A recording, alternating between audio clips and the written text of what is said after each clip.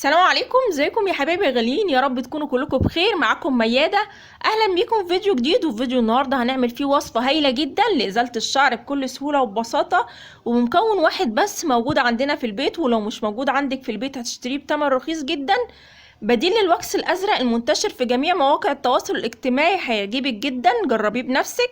الوصفة دي هنزيل بيها شعر الجسم والوجه، هننضف بيها فوق الحواجب، وبتنضف البشرة جدا وبتشيل الجلد الميت. وقبل ما نبدأ في الوصفة بتاعتنا، لو عجبك الفيديو أول مرة تشوفي القناة ما تنسيش الاشتراك عشان يوصلك كل جديد. ويلا نشوف هنعمل الوصفة بتاعتنا دي ازاي. وهو ده المكون بتاعنا اللي احنا هنستخدمه في الوصفة، وهو العسل الاسود. العسل الاسود متوفر عندنا في البيت، سعره رخيص جدا وغني بالفيتامينات، اللي كمان لو استخدمناه على البشرة هيفيد بشرتنا قوي. هتاخدي منه اي كمية تحبيها، مش هقولك مقدار معين تستخدميه. حطيته كده على طول في حاجة ينفع ان انا احطها على النار. هنضيف عليه يا بنات نص معلقة من الملح، نص معلقة صغيرة كده، وهنقلبهم مع بعض.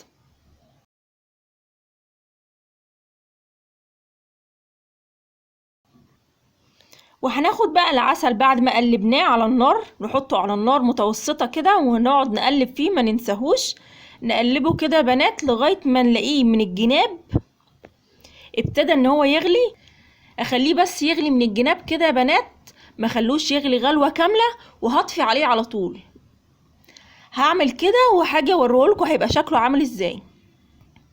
انا كده يا بنات رجعت لكم بعد ما نزلته من على النار. شايفين هو بيبقى عامل ازاي؟ وبيبقى سايل جدا، هيبتدي يتقل معانا بس اما يبرد شويه. هوريلكوا برضو لما يبرد. لما تلاقيه بقى سايل معاكي كده ما تخافيش، هوريلكوا بقى لما يبرد هيبقى عامل ازاي. كده يا بنات انا رجعت لكم تاني بعد ما برد معايا، سبته بالظبط حوالي ساعه لغايه ما برد. شايفين بقى عامل ازاي؟ بقى تقيل خالص كده يا بنات معايا اهو. وبكده بقى جاهز معانا بمكون واحد بس، عملنا الوكس ولا مكونات كتير ولا حاجة. هنستخدمه ازاي بقى يا بنات؟ هنجيب قماش جينز يكون تقيل كده، عايزين قماشة تكون كويسة وتقيلة. اي بنطلون جينز عندك قديم او اي قماش جينز عندك قديم مش عايزاه، هتقصقصيه كده على قد ما انت هتستخدميه. انا مقصقصة منه احجام كتير اهو. كل اللي احنا هنعمله بالمعلقة، لا هنحتاج خشبة ولا حاجة، هناخد بالمعلقة وهنحطه على المكان اللي احنا عايزين نعمل له ازالة.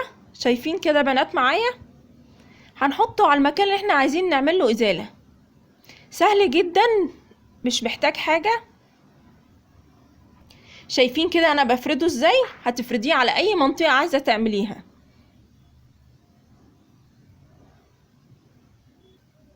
هوزع فيه كده يا بنات زي ما انتوا شايفين.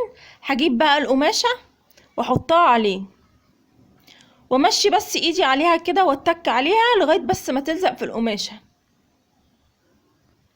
هستنى بس عليها ثواني كده وانا حاطة القماشة، واضغط عليها بس كده بايدي واستنى ثواني لغاية ما تمسك شوية في الوكس بتاعي. بس كده وبشيلها. بتشيل الشعر الموجود وبتشيل الجلد الميت وبتنضف لك المكان جدا وبتفتحه جدا. هتستخدميه في اي مكان انت حابة تعملي له ازالة للشعر. ممتاز جدا يا بنات، وبمكون واحد بس موجود عندنا في البيت هنستخدم الوصفة بتاعتنا دي وهنعمله بيها. وصفة هايلة جدا يا بنات، اتمنى ان انتوا تجربوها. طريقة جميلة لازالة الشعر ومن غير اي ألم. بس اهم حاجة اللي احنا نستنى عليها لما تبرد عشان ما نلسعش ايدينا، ما نلسعش المكان اللي احنا هنعمل عليه الوكس، او ما نلسعش اي مكان احنا هنعمل بيه الوكس. كمان ممكن تستخدمي العسل الابيض بدل العسل الاسود، بس طبعا العسل الاسود موفر عن العسل الابيض. بنفس الطريقة اللي احنا عملنا بيها العسل الاسود هنعمل العسل الابيض برضه. هنحط عليه نص معلقة ملح واحنا بنستخدمه، بس من الاحسن ان انتي تستخدمي العسل الاسود يعني. بس هي النتيجة واحدة، بس ده يعني اغلى شوية من العسل الاسود. بس كده يا بنات، يا رب الفيديو ده يكون عجبكم واستفدتوا منه، واستنوني ان شاء الله في فيديو جديد. مع السلامة، في رعاية الله وحفظه.